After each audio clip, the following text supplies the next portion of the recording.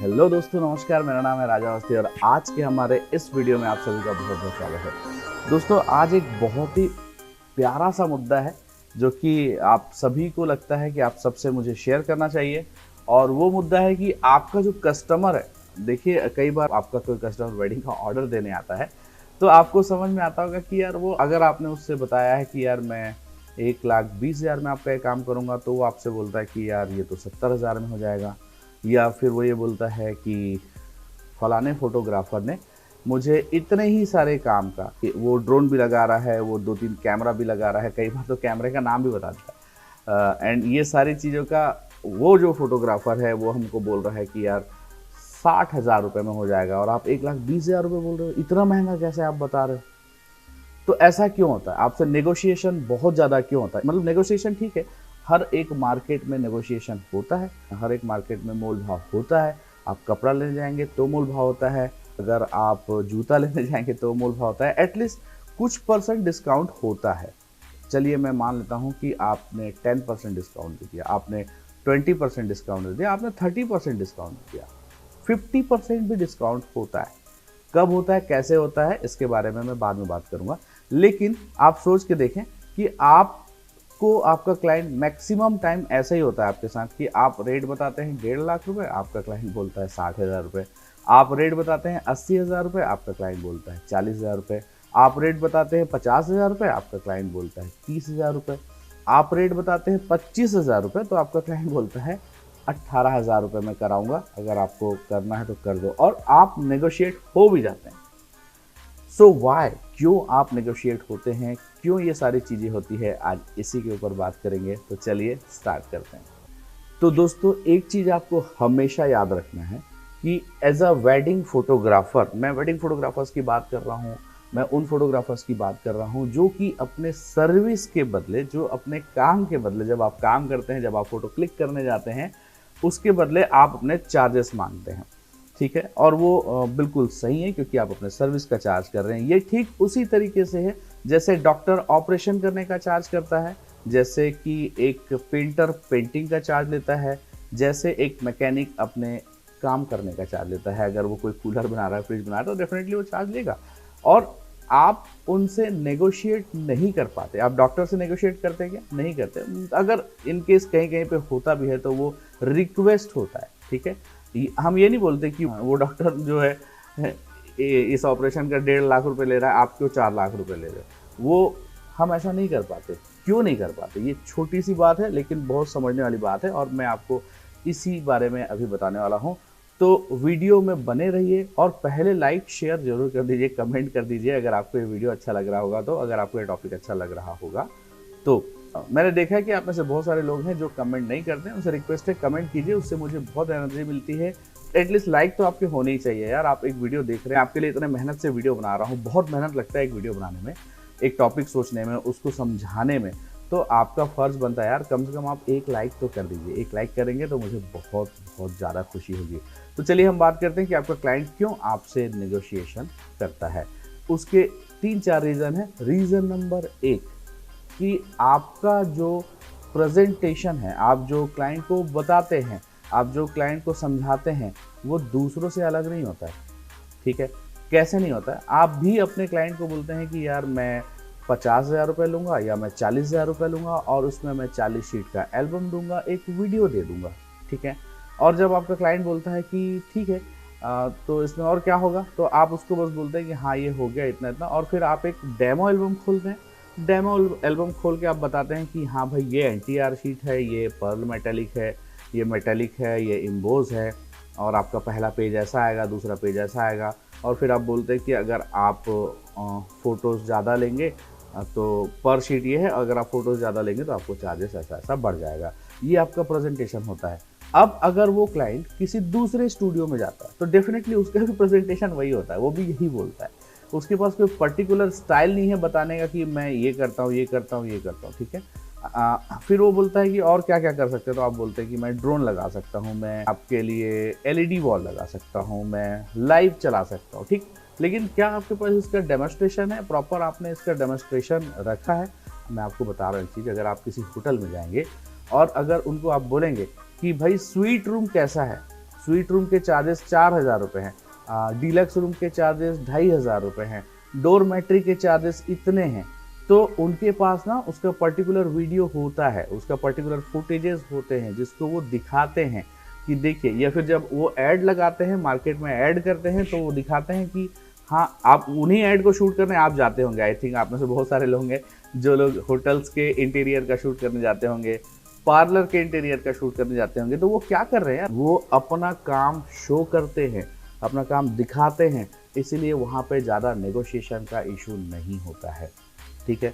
अब thought number 2, client जो होता है ना, वो जब आपसे बात करता है पैसे की और दूसरे का रेफरेंस देता है, तो वो क्यों देता है पता है? क्योंकि उसको ऐसा लगता है कि आपका काम भी सेम है और उसका काम भी सेम है, उसको काम में चेंजेस दिखाई नहीं देता है। अब वही चीज़ अगर आप देखिएगा, कई बार अगर आपका कोई बड़ा शहर है तो अक्सर जो क्लाइंट होते हैं वो बाहर से फोटोग्राफर हायर करते हैं, राइट? बाहर से फोटोग्राफर हायर करते हैं।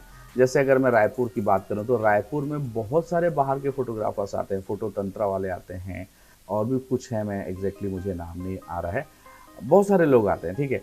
तो क्यों क्लाइंट वहाँ से फोटोग्राफर बुलाता है? उसका 2 रीज़न है। रीज़न नंबर 1 कि उनको लगता है कि बाहर का फोटोग्राफर है तो बहुत अच्छा काम करेगा।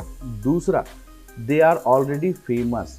ठीक है। जो बड़े क्लाइंट्स होते हैं उनको फेमस लोग चाहिए, उनको लगता है कि मेरी वेडिंग में ये बंदा काम करेगा, अच्छा मेरी वेडिंग में ये वाली कंपनी काम करेगी, मेरी वेडिंग में शाहरुख खान डांस करेगा, मेरी वेडिंग में। आप गौर करके देखिएगा कि अगर शाहरुख खान का कोई ट्रुप आएगा, कोई ग्रुप आएगा, तो उसके चार्जेस वेडिंग में, एक नाइट में जो शो होता है, आपका संगीत होता है, उसके चार्जेस बहुत ज़्यादा होंगे। लेकिन वहीं पे कितना भी अच्छे डांसर्स का ग्रुप आ जाए, अगर उनका नाम नहीं है, वो कितने भी अच्छे डांसर्स हों, उनका प्रेजेंटेशन नहीं है, तो उनका प्राइसिंग उतना नहीं होगा। ठीक उसी तरीके से अगर आप कितने भी अच्छे फोटोग्राफर हैं, कितना भी अच्छा आपका काम है, अगर आपका प्रेजेंटेशन अच्छा नहीं है तो आपका क्लाइंट समझ नहीं पाएगा कि आपका काम और दूसरे का काम कैसा है, तो डेफिनेटली आपसे नेगोशिएट करेगा। अगर आप विशाल पंजाबी जी की बात करें तो विशाल पंजाबी जी एक वेडिंग फिल्म बनाने का 1 करोड़ रुपए लेते हैं। एक वेडिंग फिल्म बनाने का 1 करोड़ रुपए लेते हैं। आप सोच के देखिए। मैं ऐसा नहीं बोलता कि आप विशाल पंजाबी ही बन जाए, लेकिन ऐसा नहीं है कि सिर्फ वही अच्छा काम करते हैं। बहुत सारे लोग हैं जो अच्छा काम करते हैं, लेकिन उनसे बहुत ज़्यादा नेगोशिएशन होता है। क्यों? क्योंकि उनका प्रेजेंटेशन नहीं है, उनका सेल्फ ब्रांडिंग नहीं है, वो अपने आप को एज अ ब्रांड प्रमोट नहीं कर पाते हैं। तो यार ये बहुत सारी चीज़ें हैं जिसके कारण आपका क्लाइंट ना बार बार आपसे ज़रूरत से ज़्यादा नेगोशिएशन करता है। आपकी कोई एथिक्स नहीं है, आपका कोई हिसाब किताब नहीं है कि मुझे ये काम इतने में करना है। आपका बस ये है कि वो आदमी अगर 50,000 रुपये में काम कर देगा तो मैं कर दूंगा, अगर मेरे को कोई 60,000 रुपये में दे देगा, या अगर मेरे को कोई 40,000 में देगा तो भी मैं काम कर दूंगा, मेरे तो काम करने से मतलब है। तो अगर आप इस तरीके से काम करना चाहते हैं तो बहुत अच्छी बात है, अदरवाइज आपके पास ऑप्शन है यार, आप कर सकते हैं। आप फोटोग्राफर हैं, आप एक आर्टिस्ट है, आप नेगोशिएट होने के लिए नहीं बने हैं। अगर एक अच्छे पेंटर की मैं बात करूँ तो एक पेंटिंग का चार्ज होता है ना, एक सिंगल पेंटिंग जो हैंडमेड जो पेंटिंग वो बनाते हैं, वो लाखों लाख रुपए में बिकती है। और वहीं पे कुछ बहुत अच्छे पेंटर्स होते हैं। मैं एक बार बनारस गया था, मैं आपको कहानी बताता हूँ। मैं बनारस गया था तो वहाँ पे एक हैंडमेड पेंटर था, हाथ से पेंटिंग कर रहा था और कागजों में कर रहा था। उसकी पेंटिंग कितने की थी? 150 रुपये की, 100 रुपये की। अगर वही पेंटिंग का उसका जो प्रेजेंटेशन होता, अगर थोड़ा वो मेहनत करता, मार्केटिंग में थोड़ा सा वो गैलरी वगैरह लगाता, तो डेफिनेटली यार वो जो पेंटिंग है 100 रुपये में तो कम से कम नहीं बिकती, 100-150 में नहीं बिकती, कम से कम में 1,000 रुपये में बिकती। तो आप देखें कि क्या आप मार्केटिंग करते हैं, क्या आप अपना बिजनेस को प्रमोट करते हैं, क्या आपका प्रेजेंटेशन अच्छा है, क्या आपके पास जो डेमोज शो करते हैं अपने क्लाइंट को वो पर्टिकुलर सेटेड हैं। ये चीज़ आपको देखना पड़ेगा। आप 40,000 रुपये में भी आप एक ही डेमो दिखाते हैं, वही शीट दिखाते हैं। अगर आपके पास 1 लाख रुपए वाला कोई क्लाइंट आता है तो भी आप वही डेमो दिखाते हैं। अगर आपके पास कोई 2 लाख रुपए वाला क्लाइंट आता है तो भी उठा के आप वही डेमो दिखाते हैं। तो कैसे बनेगा? आप सोच के देखिए, ऐसा नहीं होने वाला। तो मैं बोलता हूँ कि कुछ आप डिफरेंट करें, आप डेमोज पे खर्चा करें, क्योंकि डेमो दिखाना, अगर आपके पास कोई 40-50 हज़ार रुपये वाला क्लाइंट आ रहा है तो उसका एक सेपरेट डेमो बना के रखें। उसके डेमो अलग होने चाहिए, उसके फ़ोटोज़ अलग स्टाइल के होने चाहिए, सिंपल फ़ोटोज़ उसमें होने चाहिए, उसमें उसका कवर पेज बहुत सिंपल होना चाहिए, उसका पेन ड्राइव बहुत सिंपल होना चाहिए। ठीक है, उसके पेन ड्राइव के अंदर जो वीडियो है वो बहुत सिंपल होना चाहिए। ठीक है। उसके बाद अगर कोई क्लाइंट आता है, या अगर आपको कोई अपना पैकेजेस दिखाना, बहुत सारे लोग बोलते हैं ना हमको पैकेजेस में प्रॉब्लम है। तो अगर कोई क्लाइंट है जिसको आपको 80,000 90,000 तक का काम करना है तो उसका डेमो अलग होना चाहिए, उसके डेमो का कवर पेज अलग होना चाहिए, उसकी प्रिंटिंग क्वालिटी अलग होनी चाहिए, उसके पेजेस अलग होने चाहिए, उसका पेन ड्राइव अलग होना चाहिए, उसके पेन ड्राइव के अंदर जो वीडियो है वो भी अलग होना चाहिए। फिर अगर आपके पास कोई 2-2.5 लाख रुपए वाला काम आता है तो उसके पैकेजेस, उसका डिटेल, उसमें आप एलईडी वॉल दे रहे हैं या उसमें आप ड्रोन लगा रहे हैं या वॉटएवर जो भी है वो सारा चीज़ नोटेड होना चाहिए, दिखा होना चाहिए। इन केस उसका एक डेमो भी शूट होना चाहिए। अगर आप वेडिंग में जाते हैं तो आप उसका छोटा-छोटा डेमो शूट कर लें और उसके वीडियोज़ दिखाएँ कि देखिए, अगर भाई 2-2.5 लाख का काम होता है तो यहाँ पे देखिए 4-5 कैमरामैन लगे रहते हैं, ये इस तरीके से उनका ड्रेसअप होता है, उस तरीके से वो बात करते हैं, थोड़े से प्रोफेशनल होते हैं। उसका जो एल्बम आता है उसका कवर पेज देखिए, उसका स्टाइल देखिए, उसकी डिज़ाइनिंग देखिए। डेमोज़ जो है ना वो बहुत इम्पोर्टेंट है। आपको समझना पड़ेगा कि डेमो कैसा देना है। आप एक ही डेमो से, एक ही चाय के टपरी से सारा का सारा चीज़ नहीं कर सकते। आपका क्लाइंट बोलेगा ही बोलेगा, आपको नेगोशिएट करेगा ही करेगा। तो अगर आपका काम में डिफरेंस नहीं दिखेगा तो वो आपसे बोलेगा ही बोलेगा, और अगर आपका काम में डिफरेंस दिखता है और उसके बाद भी वो बोलता है तो फिर आप बोल सकते हैं कि भैया नमस्ते, मेरा तो यही काम है। और एक चीज़ और है, आप क्लाइंट खोजने के पीछे नहीं जाना है आपको। रेफरेंस से काम बहुत कम मिलता है आज के डेट में। कोई आप किसी के घर में आपने वेडिंग की और अगर आप बोलेंगे कि नहीं वो आदमी मेरा रेफरेंस दे देगा, वो आदमी सबको बताएगा मेरे नाम से कि ये बहुत अच्छा काम करता है, तो ऐसा आज के डेट में नहीं होता है। आज के डेट में हर कोई अपना पलड़ा झाड़ना चाहता है। हर कोई ये बोलता है कि नहीं यार मेरा काम हो गया ठीक है, हो सकता है अगर अगले काम गड़बड़ कर दिया तो। कुछ बहुत अच्छे क्लाइंट्स होते हैं जो बिल्कुल दम से बोलते हैं कि नहीं ये बहुत अच्छा बंदा है, आप इससे काम कराइए।